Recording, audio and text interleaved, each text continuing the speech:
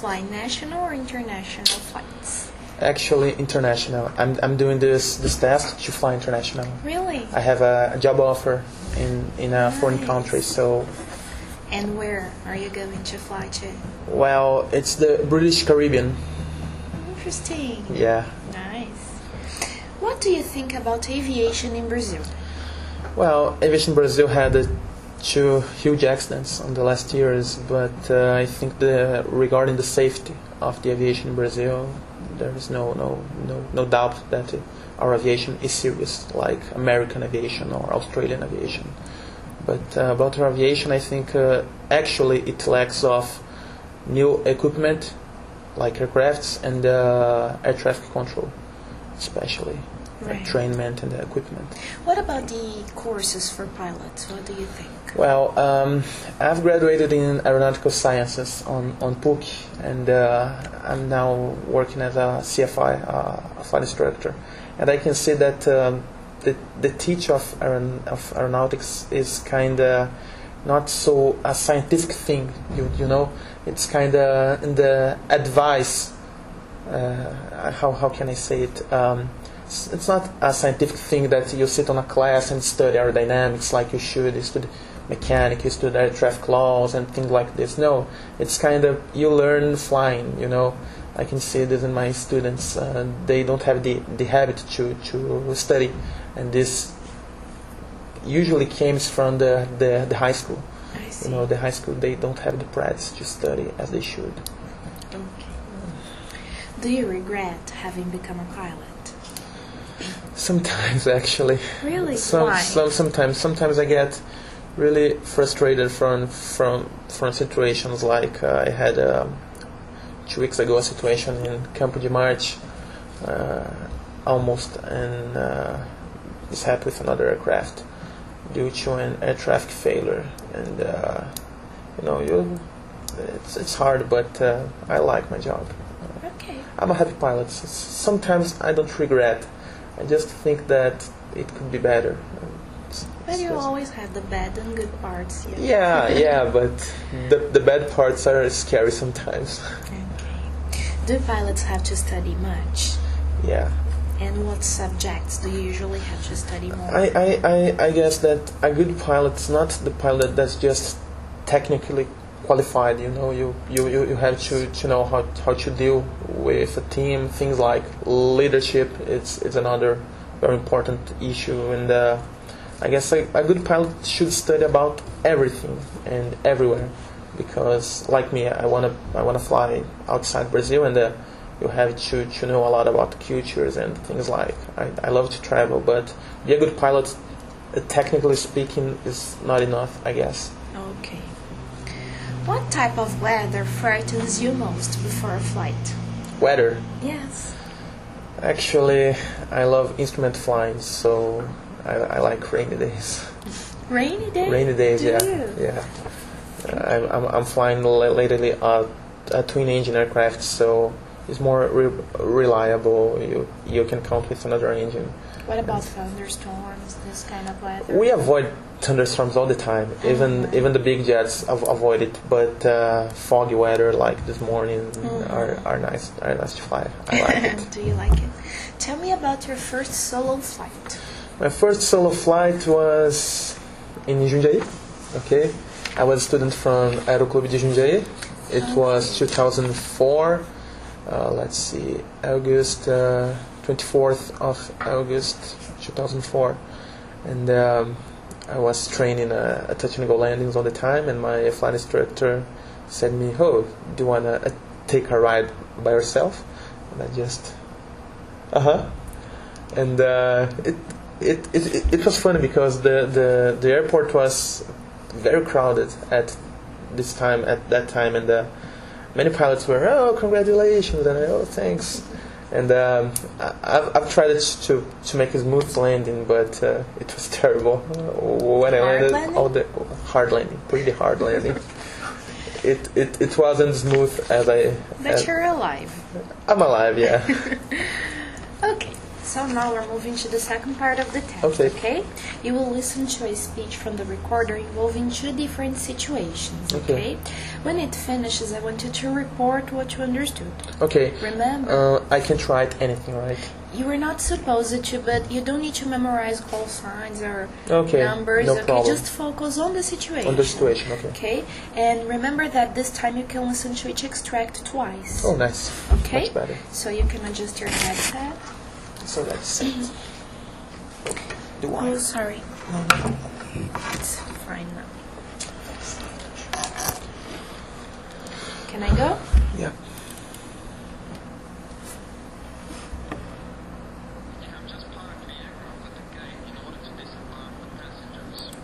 What's the situation here? He was trying to position the aircraft to disembark on passengers. Okay, so listen to the mechanic talking now, okay?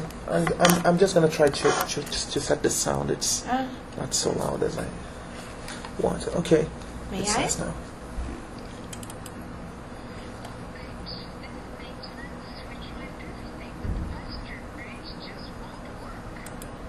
What did you understand here? The maintenance is telling that the maintenance bridge just don't work. Okay. So, you are the captain, okay? Ask ground staff for a set of stairs. A set of stairs? Okay, just... okay. Maintenance, this is the captain. Can you send a set of stairs to flight number... Let's listen. Okay.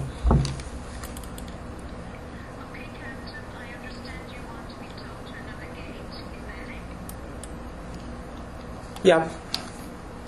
What did you understand? Again, please. She asked you a question. Just a question. If you repeat, does this affect the final grade? No? Okay. Okay, Captain, I understand you want to be told to another gate. Embedding. This is correct. What did she say? She's confirming if I'm asking for another set. Okay. Okay. So I'll play the second situation. Okay. Okay? Your flight is 4 hours late. We have just landed and parked the plane on a remote area of the airport. He's saying that the flight is already 4 hours delay, and he wants to position in a remote area. Okay. One more timer, that's fine. Fine. Okay, so... It is correct? Yeah, the it's answer? fine. Okay. So, the buses to disembark the passengers are taking too long to arrive, okay? Okay. I want you to tell the company coordination that you'll need 2 buses to disembark the passengers, okay? Okay. Company coordination, this is flight 4609. We request 2 buses to unload the passengers from the flight, position Romeo 09 or something like. Okay, so listen to that. May I? Captain, we've already gotten in touch with the airport manager. Confirm you need 1 bus? No, 2 buses for flight 4609. Okay, and what else did she say? She's saying that she's in touch with the airport manager in Fryer in Brazil. It gives me creeps. Right, so now moving to the third part of the test, okay? In this part you will listen to 2 different conversations, but this time I can play the CD once, okay? Okay, but it's a long record? No, it's not. It's short, okay? You tell me what the situation is, and I'll ask you some questions about it. Okay. Okay? Let's go. Let's go.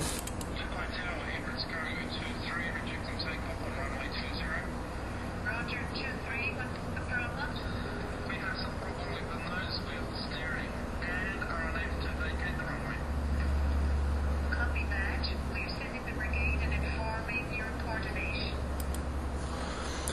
Well, the cargo flight had an RTO, rejected takeoff, and is required due to nose wheel steering problems, probably a hydraulic issue, things like this, and cannot taxi by his own. He can turn away from. He can't turn off the runway, and he's requesting assistance. And the tower said that's gonna send the brigade, I guess. In what circumstances do you have to abort to take off? Well, you're talking about big aviation or general aviation? Whatever. Okay, in general aviation, the minimum criteria are minimum RPM, and engine instruments on the green arc as oil temperature and most important, oil pressure and indication of speed. If you have problems concerning that, any of these parameters abnormal, you must reject the takeoff. Okay. And how does it affect flight operations at the airport? Depends off. In small airports like Jundiaí, it's not a big deal. You close the runway for about 15-20 minutes in case of like this cargo flight that couldn't go out the runway. But in big airports like Viracopos or Congonhas, I had an emergency in Viracopos once, and I couldn't leave the runway because the airport was closed for about 10 minutes, I guess. But a Go and a Azul flight had to orbit above the airport because of my. Congratulations. It's not pleasant. Can I play the second one? Okay. You can adjust it later.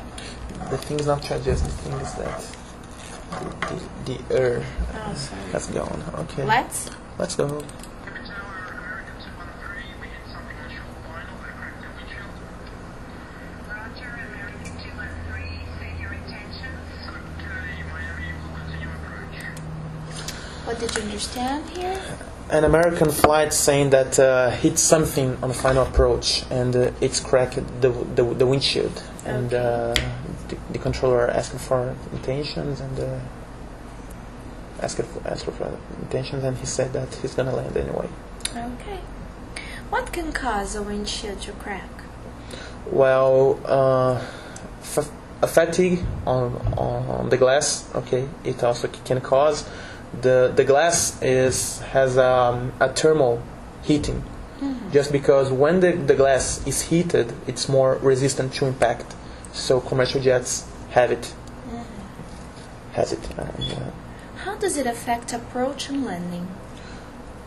A lot, because are the most critical. You mean a crack in the windshield? Yeah. No, it's not a big deal because in this phases the aircraft is not very pressurized yet.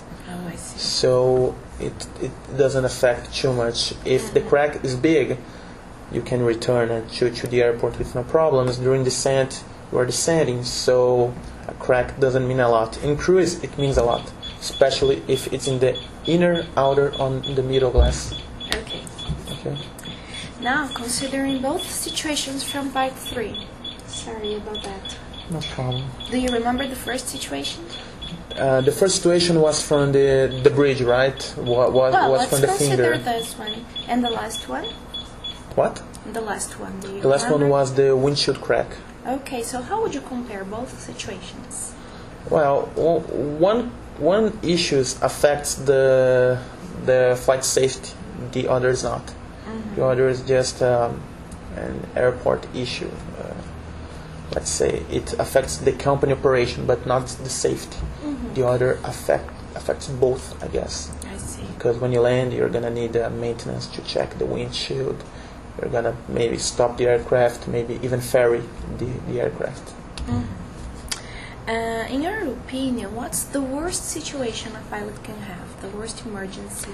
The worst emergency is the emergency that you haven't in the manual, like fuselage collapse, a thing like this. Why? Because you can't do anything about it. It's like fire with unknown source. I see. It's you can't control an engine. Okay, an engine you have the trainment, you have the other engine in many cases, but I guess the most hard emergencies are those that you can't control. Right.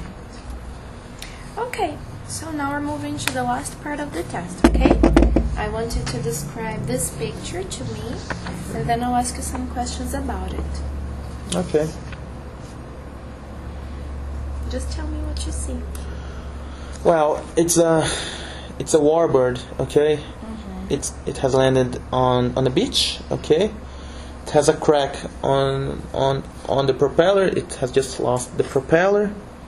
I can't tell you much about it. has some old guys inspecting the engine. All right. What's your opinion about air races? Actually, I'm not a big fan. I know the biggest one is in Reno, Nevada, I guess. But actually, I'm not a big fan. All I can tell you are all the aircrafts have very powerful engines with more than 1,000 horsepower. Right. Have you heard about the Red Bull race? Red Bull race, yeah. Do you think it's safe for the population to have this kind of event? I guess the pilots are well trained, and it's hard to realize, but there's a lot of safety. And I've been in Red Bull Air Race in Rio, and the area, the stand for viewers was not so close from the boxes. Looks that is dangerous for the viewers, but it's not. No, I guess it's not. I'm not a specialist on event organization. Do you know any airports close to the coastline where a situation like this could happen? I mean, this kind of situation? Situations that already happened. Well, this one, for example. Well, could be on any beach, I guess. Close to the beach. Yeah, close to the beach. Yeah, it's sand, looks the sea, and it's a coastal region, I guess.